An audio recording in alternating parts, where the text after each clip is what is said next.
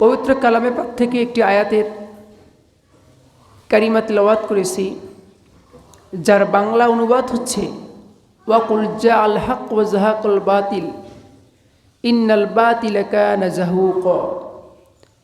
হে নবী, আপনি বলুন, সত্য সমাগত, মিথ্যা বিদূরিত। সত্য যখন আসবে, মিথ্যা লেজ গুটিয়ে পালাবে। যেরকম ঠিক কিনা? আওয়াজ দিয়ে এখন ঠিক কিনা? অন্ধকার ঘরে যখন লাইট জ্বালানো হয়, আর অন্ধকার থাকতে পারে?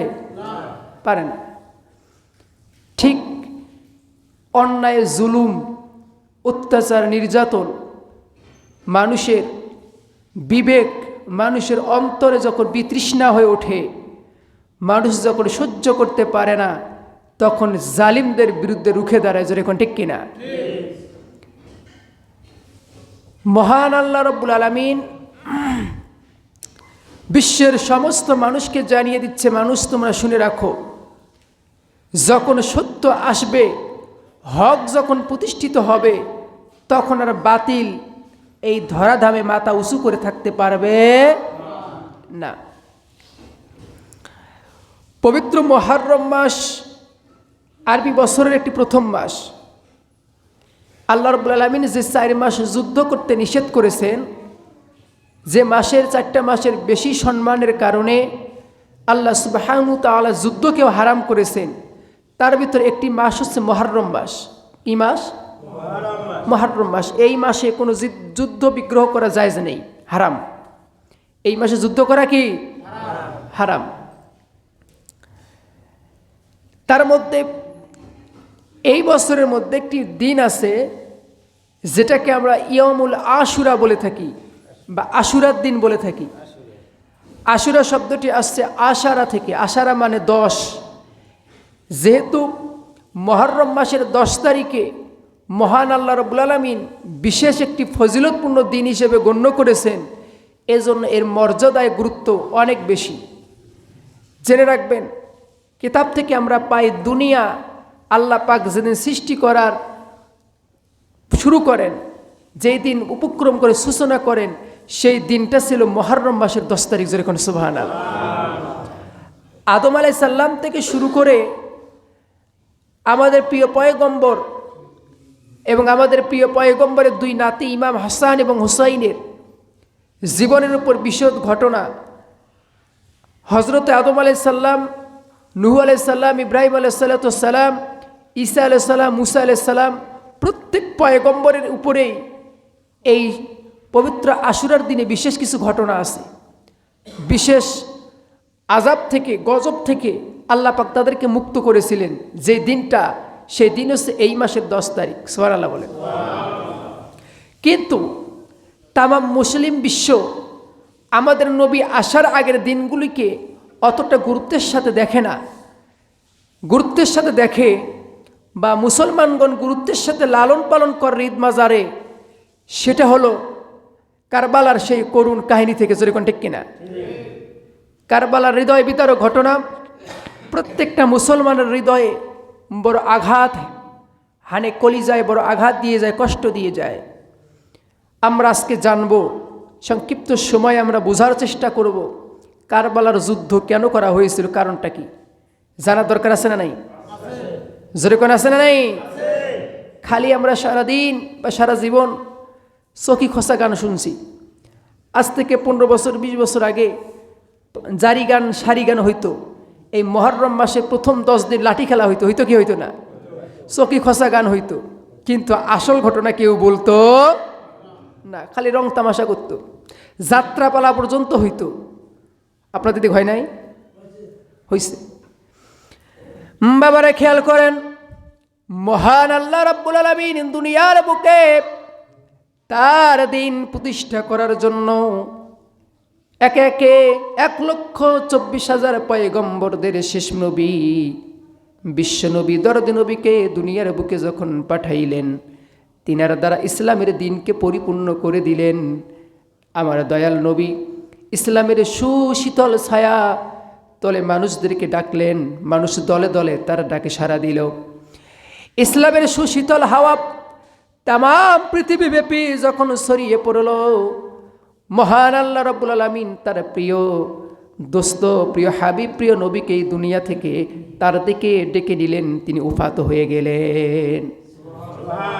আমাদের নবী দুনিয়া থেকে শরীয়তের পর্দার অন্তরাল হলেন। কোন নবীগণ মারা যায় না। নবীগণ মারা যায় না, নবীগণ মারা যায় না।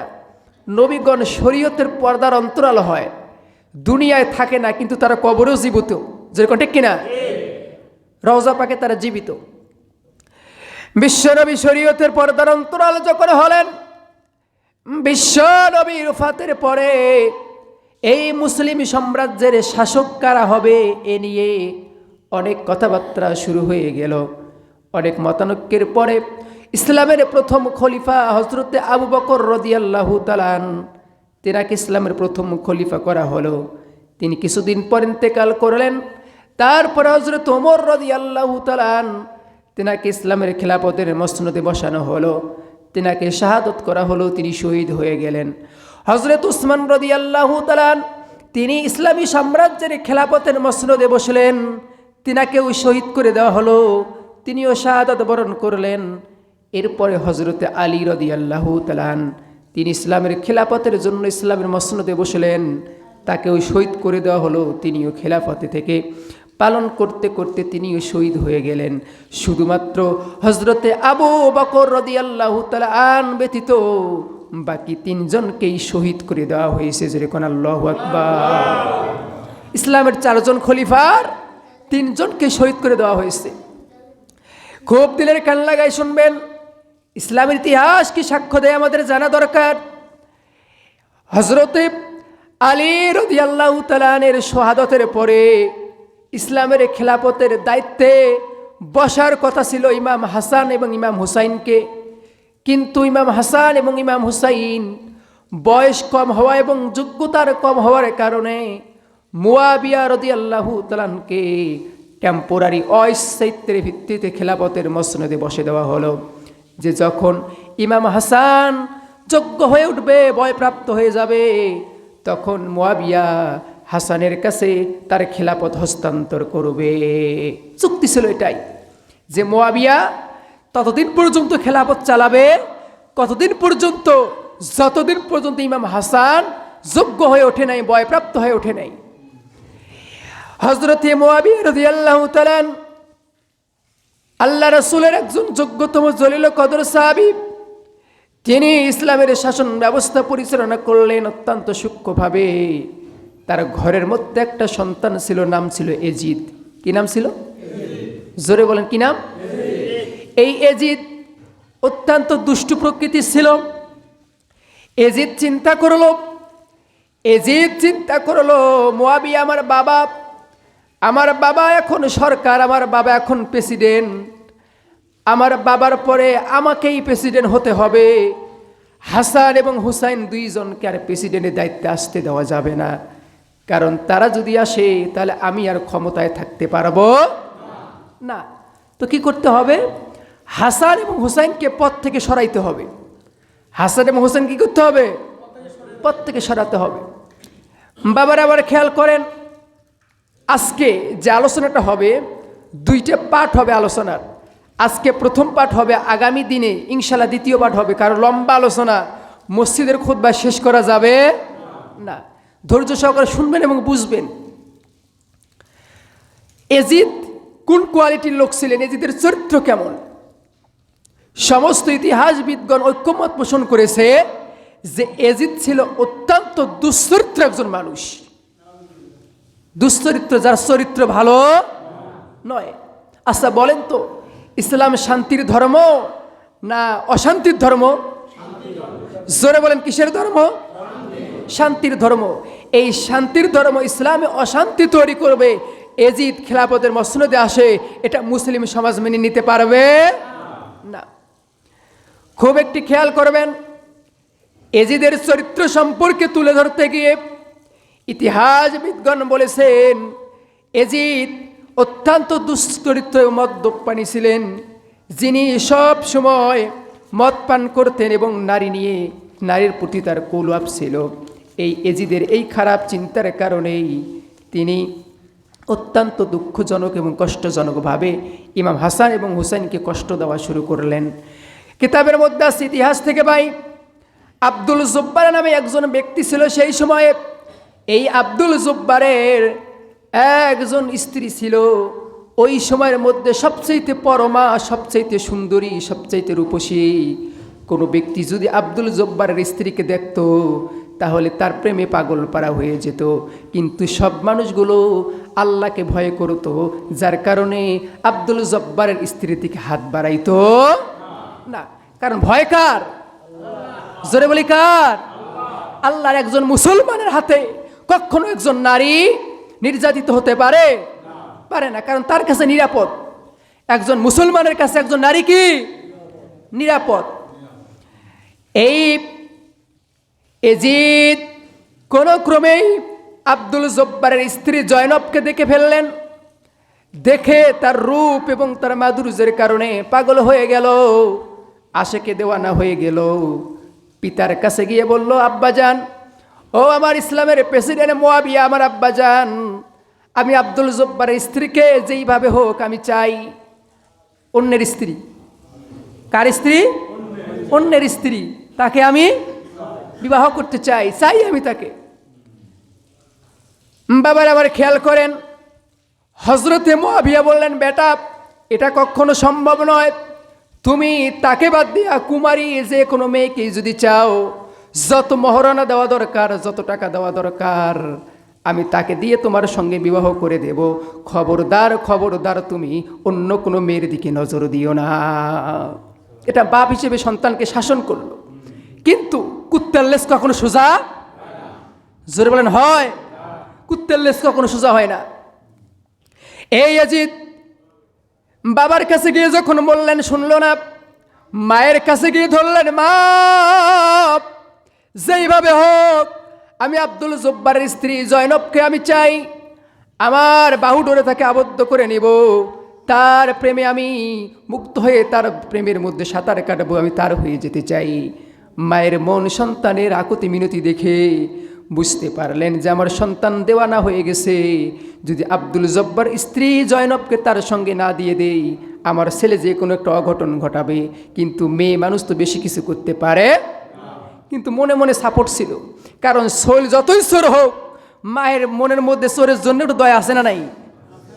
জোরে কোন আছে না নাই? দেখবেন বাপে কইছে ভাত দেশ না, মায়ের চুরি করে ভাত দিয়ে আসে না? কারণ মায়ের মহব্বত বেশি। খুব খেয়াল করবেন। এবং এজিদ এবার ষড়যন্ত্র তৈরি করলেন। এমন ষড়যন্ত্র করলেন যেই ষড়যন্ত্রের কারণে আব্দুল জব্বার তার সুন্দরী, পরমা সুন্দরী স্ত্রী জয়নবকে তালাক দিয়ে দিলেন। কি দিলেন?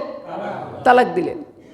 এবার এজিদ ভাবছে, তাহলে ভালোই হলো, যেহেতু আব্দুল জব্বার তার স্ত্রী জয়নবকে ছেড়ে দিয়েছে, এখন তো তাহলে আমি তাকে বিবাহ করতে পারবো। এই পয়গাম নিয়ে যখন স্ত্রী জয়নবের কাছে যখন এজিদ সংবাদ পাঠালেন, খবর পাঠালেন, এজিদের প্রস্তাব জয়নব তুচ্ছকারে ছুঁড়ে ফেলে দিলেন যে তোমার মতো দুশ্চরিত্রের কাছে আমি বিবাহ বসব না। কারণ মানুষ তো বুঝে যে কোনটা ভালো আর কোনটা খারাপ। এর কিছুদিনে পরেই আল্লাহ রসুলের প্রিয় নাতি, বড় নাতি হজরতে হাসান রাদিয়াল্লাহু তাআলা তিনি জয়নবকে বিবাহ করলেন। কাকে বিবাহ করলেন? জয়নবকে। যেই জয়নব আব্দুল জব্বারের আগের স্ত্রী ছিল। এবং যখন প্রস্তাব করলেন, জয়নব প্রস্তাবের মধ্যে সাড়া দিলেন যে আমি আল্লাহ রসুলের প্রিয় নাতি হাসানকে বিবাহ করতে ইচ্ছুক আছি, আমি তার কাছে বিবাহ করব। বাবারা আমার খেয়াল করবেন, কিছুদিন পরে যখন হজরতে হাসান রাদিয়াল্লাহু তাআলা ওই আব্দুল জব্বারের তালাকপ্রাপ্ত পরিত্যক্তা স্ত্রী জয়নবকে যখন বিয়ে করলেন, স্বাভাবিকভাবে এজিদের সঙ্গে হাসানের একটা শত্রুতা তৈরি হয়ে গেল। বলে এত কিছু করলাম আমি বিয়ে করার জন্যে, আর আমি পাইলাম না, হাসান তুমি বিয়ে করলে, তোমার সাথে লাগা আছে। শত্রুতা ওখান থেকে তৈরি হয়ে গেল একজন মেয়েকে কেন্দ্র করে। কাকে কেন্দ্র করে? একজন মেয়েকে কেন্দ্র করে। কলিজার মধ্যে আগুন লেগে গেছে। যেইভাবে হোক হাসানের কাছ থেকে প্রতিশোধ নিতে হবে। 1 নম্বরে ষড়যন্ত্র শুরু করে একজন মেয়েকে কেন্দ্র করে, কারবালার করুণ ইতিহাস এত সংঘাত হতো না, কারবালার ইতিহাস এত জটিল ও কঠিন হইতো না। এই কারবালার ইতিহাস, ইসলামের বিচ্ছেদপূর্ণ ইতিহাস এত কঠিন হয়েছে একজন নারীকে কেন্দ্র করে। যেরকম ঠিক কিনা? এজিদ ছিল দুশ্চরিত্র লম্পট, সারাদিন মদ খাইতো, সারা রাত মদ খাইতো, বিরহে কাতর হইয়া ছাকা খাওয়া পাগলার মতো রাস্তার ধারে পড়ে থাকে। জয়নবকে পায় নাই, মদ খায়, গাঁজা খায়, নিষিদ্ধ জিনিসগুলো খায়। যেই সময় ইসলামের মধ্যে সরাসরি মদকে হারাম করা হয়েছে, যেই সময় জেনাকে সরাসরি হারাম করা হয়েছে, এই এজিদ সেই সকল খারাপ কাজগুলি করত, যার কারণে সমাজের কোনো লোক তাকে ভালোবাসত স্বভাবতভাবেই মনের মধ্যে হিংসাটে ভাব যেইভাবেই হোক, যেভাবেই হাসান এবং হুসাইনকে প্রতিশোধ দেব আমি, আমার জয়নবকে কেন কেড়ে নিল, আমি এর প্রতিশোধ না নিয়ে জিত ঠান্ডা হব না। এবার তিনি চিন্তা করলেন, আমি যদি সরাসরি হাসান এবং হুসাইনের সঙ্গে যুদ্ধ করতে যাই, তামাম মুসলিম মিল্লাত হাসান এবং হুসাইনের পক্ষে না বিপক্ষে? জোরে আওয়াজ দিয়ে এখন পক্ষে না বিপক্ষে? বলে আমি যদি সরাসরি যুদ্ধ করতে যাই, প্রতিশোধ নিতে চাই, তামাম মুসলিম মিল্লাত আমাকে শেষ করে দিবে। সুতরাং কৌশলে কাজ করতে হবে, এমন কিছু কৌশল অবলম্বন করতে হবে যাতে করে সাপও মরে লাঠিও না ভাঙবে। কৌশল। মুয়াবিয়ার কাছে গিয়ে বলছে, আব্বাজান দেখবেন, খেয়াল করবেন, ছেলে যদি মদ খায়, ছেলে যদি রাস্তার ধারে উল্টি পড়ে থাকে, বাপে লোক ধরে যে আচ্ছা মোর বেড়াটা বুঝেন তো, ওই কী চাই সেটাই দেন, পাগলামি জানি না করে। বলেন তো বাবারা, বলে কি বলে না? তো মুয়াবিয়াও চাইতেন যে তার ছেলেটা ভালো হোক, তার ছেলেটা ভালো হোক। মুয়াবিয়া ইয়াজিদকে ডাক দিয়ে বলে, বেটা ইয়াজিদ, তুমি জয়নবকে পাও নাই, তার বিরহে পাগল হয়ে গেছো, মস্তানা দিওয়ানা হয়ে গেছো, তো পাগল হয়ে গেছো।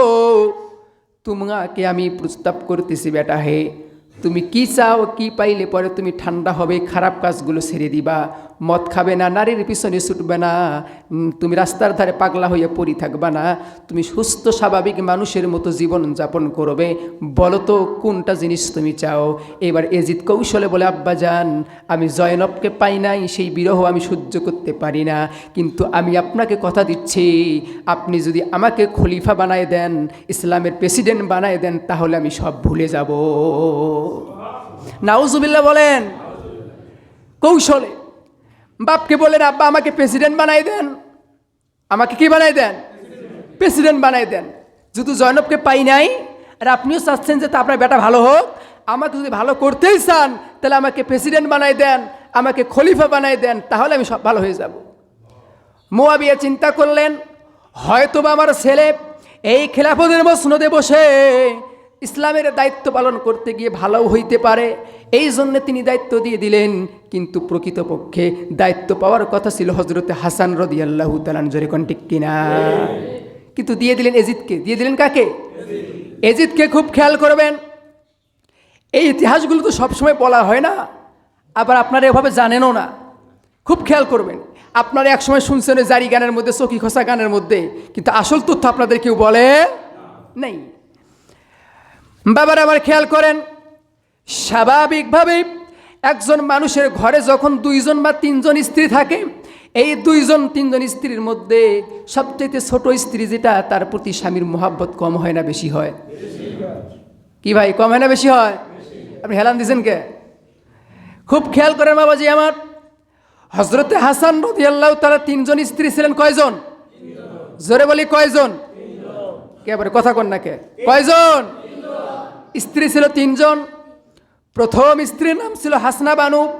কি বানু? হাসনা বানু রাদিয়াল্লাহু তাআলা।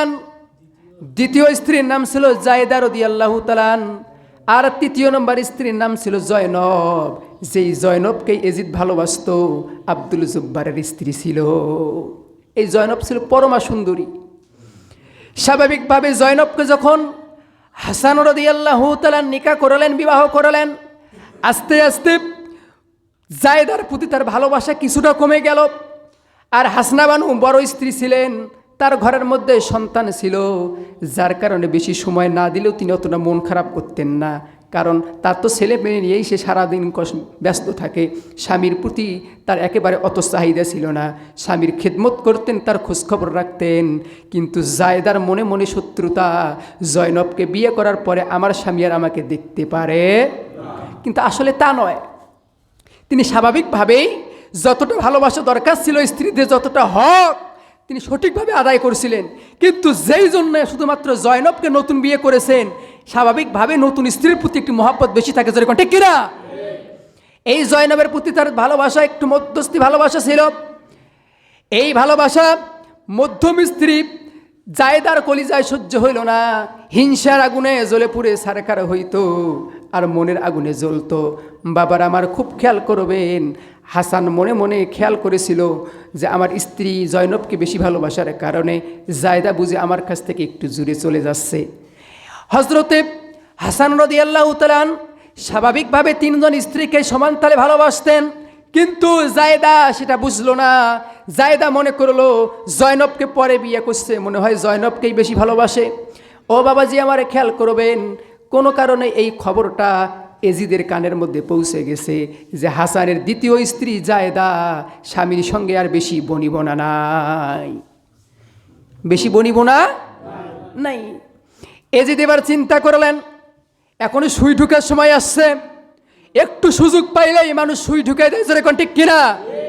আপনি স্বাভাবিকভাবে যতই উপকার করেন, যতই ভালোবাসেন, যদি একদিন তাকে একটু সুযোগ দেন, বসার সুযোগ দেন, তাহলে সে জায়গা তোমার দখল করে ছেড়ে দিবে, যেরকম ঠিক কিনা? এজিদ চিন্তা করলো, আমি যদি জায়দাকে আমার হাত করতে পারি, তাহলে এই জায়দাকে আমার কবজায় নিয়ে আসতে পারলে, তাহলে আমি হাসানকে কতল করতে পারবো, হাসানকে আমি খুন করতে পারবো, আমি প্রতিশোধ নিতে পারবো। আমার অন্তরে যে আগুন আছে, আমার কলিজায় যে জ্বালা আছে, সেই জ্বালা আমি মিটাইতে পারবো। কিন্তু জায়দার কাছে তো সরাসরি যাইতে পারে না, কারণ জায়দার সঙ্গে কথা বললে মানুষ সন্দেহ করবে, কি করবে না? যেরকম করবে, কি করবে না? করবে। সেই সময়ের মধ্যে একজন বুড়ি বৃদ্ধ মহিলা ছিল, সেই বৃদ্ধা মহিলার নাম ছিল মাইমুনা। কি নাম ছিল?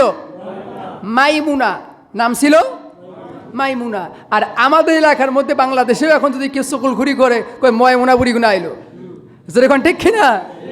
ময়মুনা বুড়ি বলে গালি দেয়, আছে না নাই? আমাদের সমাজেও এরকম বুড়ি এখনো আছে।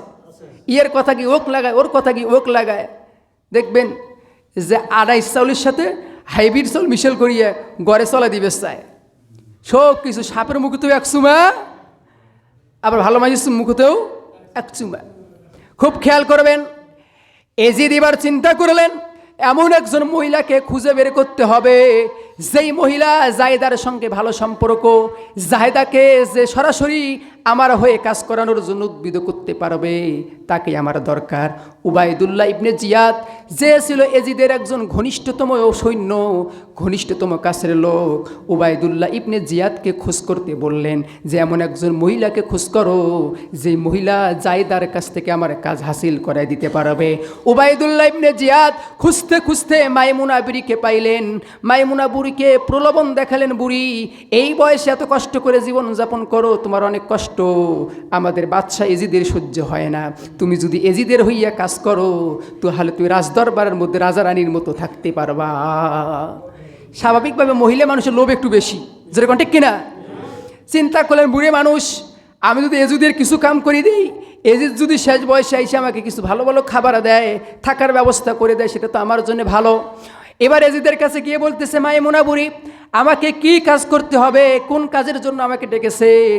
বলেছে আমাকে এমন একটা কাজ করে দিতে হবে, যেই কথাটা তুমি জানবো, আমি জানবো, উবাইদুল্লাহ জানবে, তাছাড়া পৃথিবীর কোনো মানুষ যেন জানতে পারে না, টপ সিক্রেট, গোপন কথা। কি কথা? গোপন কথা, কাউকে বলা যাবে না। বলে কাজটা কি? বলে তুমি কাজটা হলো, তুমি তো ভালো করেই জানো আব্দুল জব্বারের পরিত্যক্তা স্ত্রী জয়নবকে আমি ভালোবাসতাম, কিন্তু হাসান তাকে বিবাহ করেছে, আমি জয়নবকে বিয়ে করতে পারি নাই। আমার বড় কষ্ট, আমার বড় দুঃখ। আমি যতটা কষ্ট পাইছি, আমি হাসানকে ততটাই কষ্ট দিতে চাই। আমি চাই যে আমি হাসানের দ্বিতীয় স্ত্রী জাহেদাকে বিয়ে করব। ভুল বুঝাইলেন যে আমি জাহেদাকে কি করব?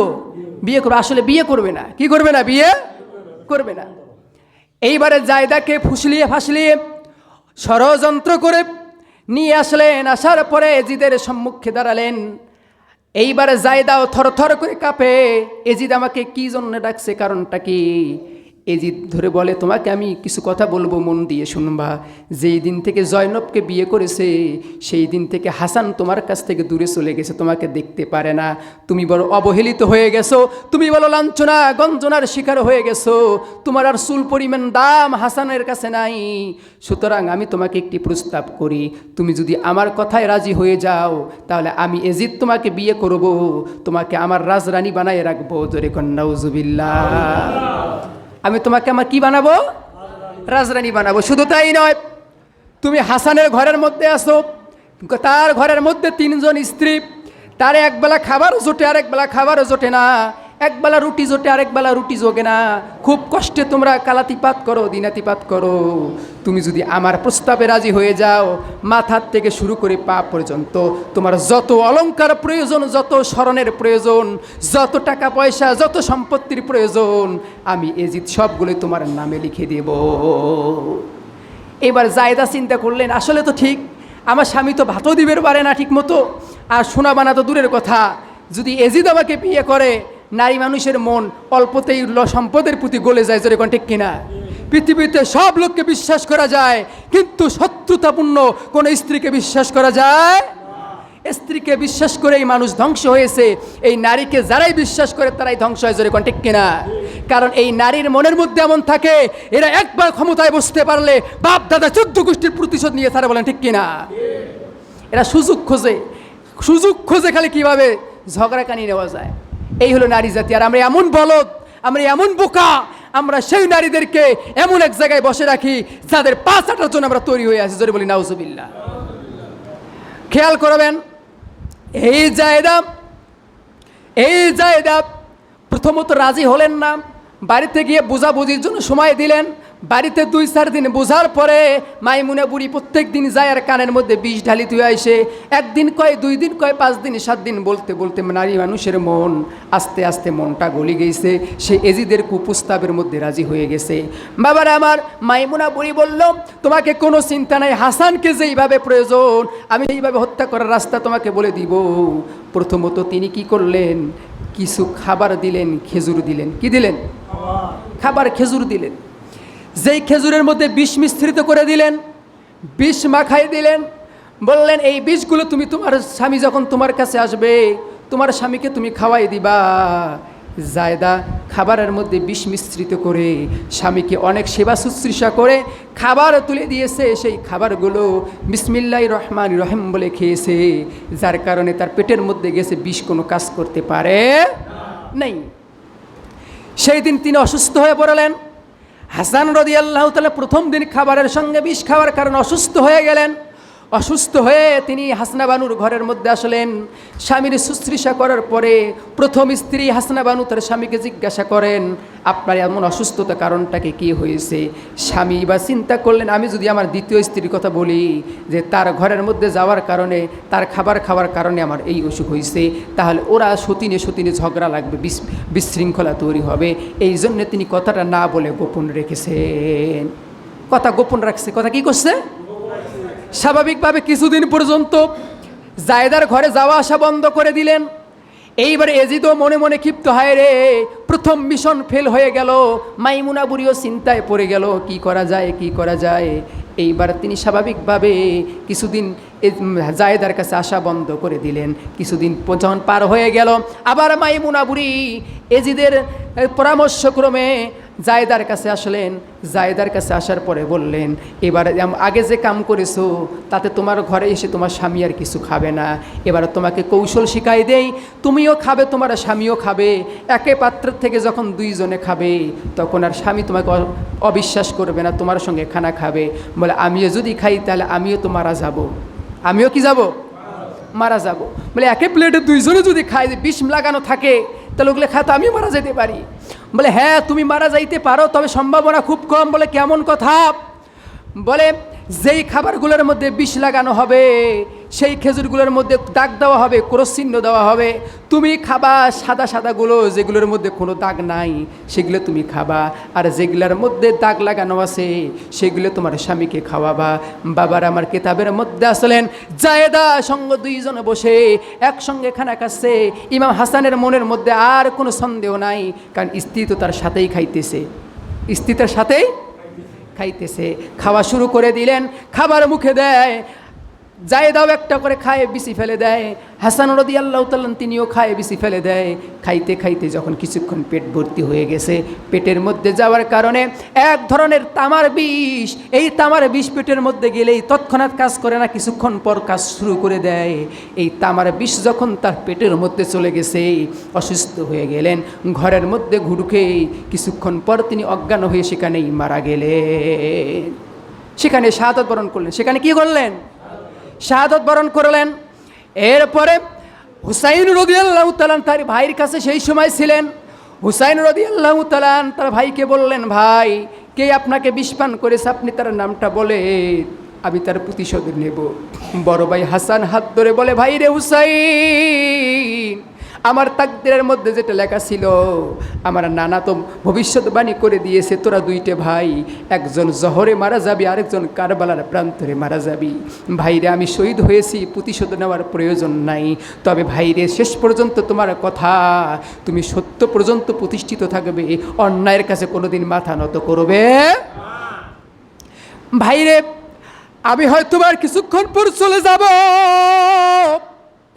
আমার বিষের যন্ত্রণা সহ্য হয় না রে ভাই, আমি তোমাকে একটি আংটি খুলে দিচ্ছি, আমার হাতের আংটিটা তোমাকে দিয়ে দিলাম, এই আংটিটা তোমার কাছে রাখো রে ভাই। এই আংটির ভিতরে একটা চিঠি আছে, এই চিঠিটা তুমি কোনোদিন খুলবা না। যেই দিন কারবালার প্রান্তরের মধ্যে তুমি বিপদে পড়ে যাবা, সেই সংকটময় মুহূর্তে তুমি আংটিটা খুলবে। এই আংটির মধ্যে যে নির্দেশ দেওয়া আছে সেই নির্দেশ তুমি পালন করবে, এই আংটির বিরোধিতা তুমি কিছুই করবে। ভাইরে আমার 3 জন স্ত্রী রয়েছে, এই 3 জন স্ত্রীর সঙ্গে তুমি ভালো ব্যবহার করবে। কি ব্যবহার করবে? জোরে বলেন, কি ব্যবহার? ভালো ব্যবহার করবে, কারণ নাম বললে জায়েদার উপর প্রতিশোধ নিতে পারে, অত্যাচার শুরু হয়ে যেতে পারে। এই জন্যে তিনি নাম বললেন না, শুধু বললেন তুমি কখনো অন্যায়ের কাছে মাথা নত করবে না, আমি তোমার ভাই শাহাদত বরণ করতেছি, এই জন্য কষ্ট পেও না, কারণ আমাদের নানা যেটা ভবিষ্যৎবাণী করেছে সেটাই তো সংগঠিত হবে।